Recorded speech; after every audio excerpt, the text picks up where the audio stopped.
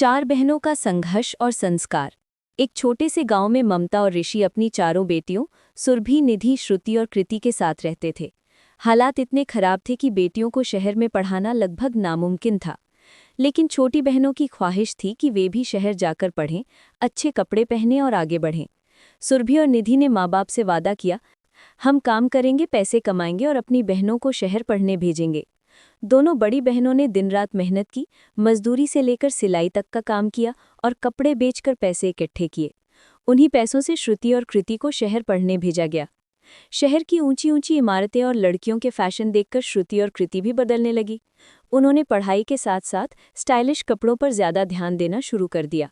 बड़ी बहनों के खून पसीने से भेजे गए पैसे का इस्तेमाल अक्सर फैशन और महंगे सामान पर होता। कुछ साल बाद दोनों छोटी बहनों की ग्रेजुएशन पूरी हुई और नौकरी भी लग गई। पर जब सैलरी आई तो घर भेजने के बजाय ज़्यादातर पैसा अपने शौक पूरे करने में उड़ाने लगी। घर वालों तक बहुत कम रकम पहुंचती। इसी बीच ममता की तबीयत बिगड़ने लगी।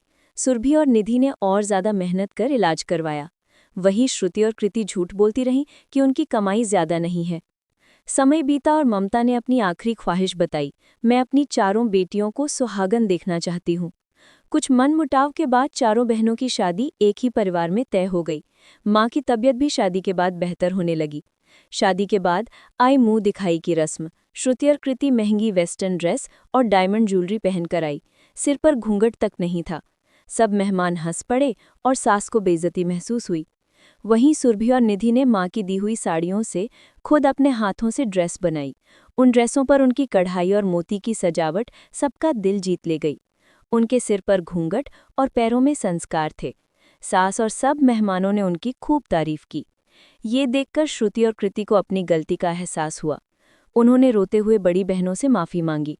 दीदी, हमसे बहुत बड़ी गलती हो गई, हमें माफ़ कर दो।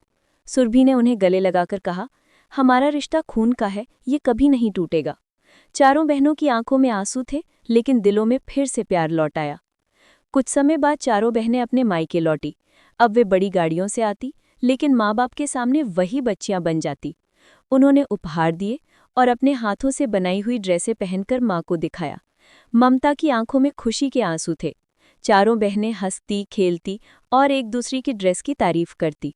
पूरा घर उनकी हंसी से गूंज उठा। ममता और ऋषि अपनी बेटियों को देखकर सोच रहे थे, सच, हमारी बेटियां ही हमारा सबसे बड़ा गर्व हैं।